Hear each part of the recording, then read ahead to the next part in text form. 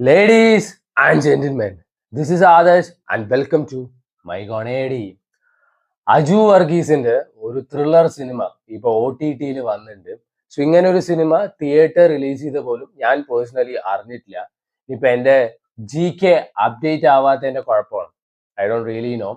അജു വർഗീസ് അതേപോലെ ജാഫർ ഇടുക്കി സ്റ്റാർ വാമോസ് അർജന്റീന അല്ല ആമോസ് അലക്സാണ്ടർ സണക്സിലാണ് സ്ട്രീം ചെയ്യുന്നത്.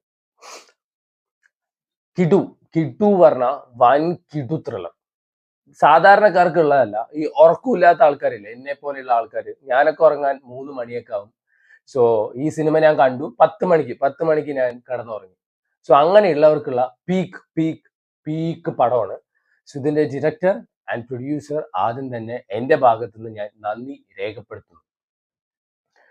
സോ നമ്മുടെ അജു വർഗീസും ആളുടെ ഒരു കാമുകയോ ഭാര്യയായിട്ട് ഒരു കൊച്ചുണ്ട് ഇതിലെ നായിക. നടു സെന്റർ സീരീസ് കണ്ടവർക്കറിയാം, അതിലൊരു ഫ്രഞ്ച് ടീച്ചർ ഉണ്ട്. കിഡു ലുക്കാണ്. ആളാണ് ഇതിൽ നായികയായിട്ട് അഭിനയിച്ചിരിക്കുന്നത്.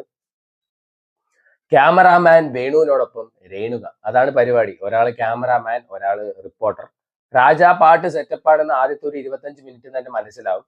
ഈ കൊച്ചനെ എന്തെങ്കിലും ഇൻസിഡന്റ് നടന്നാൽ അവിടെ പോയി റിപ്പോർട്ട് ചെയ്യും. ഈ കൊച്ചനെ വന്ന് ന്യൂസും വായിക്കും. DTV എന്നൊക്കെ പറയുന്നുണ്ട്. എന്നാൽ ഈ പടത്തിലെ പീക്ക് പീക്ക് പീക്ക് കോമാളി one and only Jaffar Idukki. Rapist ആണ്. 10-30 പേരെ റേപ്പ് ചെയ്ത് കൊന്ന റേപ്പിസ്റ്റ് ആണ്. ആ റേപ്പിസ്റ്റിനെ ഇന്റർവ്യൂ ചെയ്യാൻ പോണ ക്യാമറാമാൻ വേണുവിനോടൊപ്പം രേണുക അവരുടെ കഥ പറയണ ഒരു സിനിമയാണ്.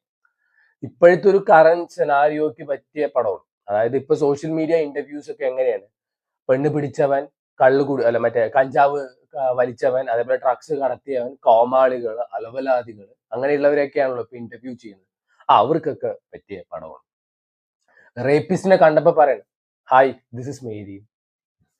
അയാൾക്ക് പത്മശ്രീ കിട്ടിയോണ്ടല്ല അയാളെ ജയിലിട്ടുണ്ടായിരുന്നു, ഇത്രയും പേരെ പിടിപ്പിച്ചോണ്ടാണ്. ആ ഒരു ബോധമൊക്കെ വേണം. ആൻഡ് ഒരു റേപ്പിസ്റ്റ് വന്ന് പറയണ എന്നെ വിശ്വാസമില്ലേ ഈ ജ്യൂസ് കുടിക്കി പറയുമ്പോഴേക്കും കുടിക്കണ മണ്ടിയായ നായികയും നായകൻ.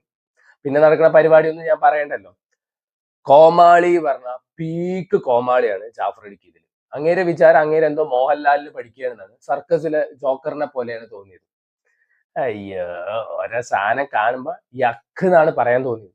ജാഫർ ഇടുക്കി പറയേണ്ടത് ഞാൻ അഭിനയിച്ച പടങ്ങളൊന്നും കാണാറില്ല, അങ്ങേർക്ക് അറിയാതെ അപരാധങ്ങളാണ്. പക്ഷെ നാട്ടുകാർ കണ്ട് ഉയരു പോയിക്കോട്ടെ എന്നല്ലേ. ഒരു പടം പറ 10 പൈസയ്ക്ക് കൊള്ളാത്ത പടം.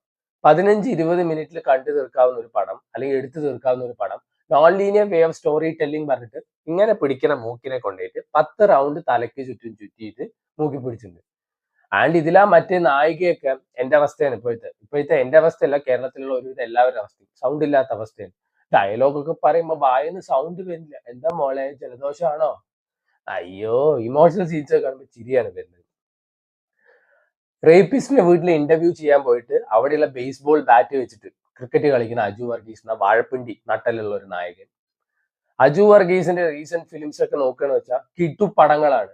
എന്തിന് ഈ ഡോഗ് ഷിറ്റിലൊക്കെ കയറി അഭിനയിക്കുമെന്ന് എനിക്ക് മനസ്സിലാവുന്നില്ല. C have seen a lot of people saying എന്റെ പേഴ്സ്പെക്ടീവ്സ് ശരിയല്ല, എന്റെ പ്രസന്റേഷൻ ശരിയല്ല, എന്റെ സൗണ്ട് ശരിയല്ല. ഇങ്ങനത്തെ പെട്ട തേങ്ങ സാധനങ്ങൾക്കൊക്കെ ഞാൻ ഇങ്ങനെ പറയുള്ളൂ. And I don't really care. അയ്യേ, ഒരു പടമാണ് കലാഭവൻ ഷാജോൺ ഉണ്ട് ഇതിൽ. മറ്റേ ലൂസിഫറിലെ സ്റ്റീഫൻ നമ്മൾ ഉദ്ദേശിച്ച ആളല്ല സാർ. അതേപോലത്തെ 2 ഡയലോഗ് അടിക്കാൻ. അണ്ണ നിങ്ങളൊക്കെ ഇത്ര അധപ്പതിച്ച.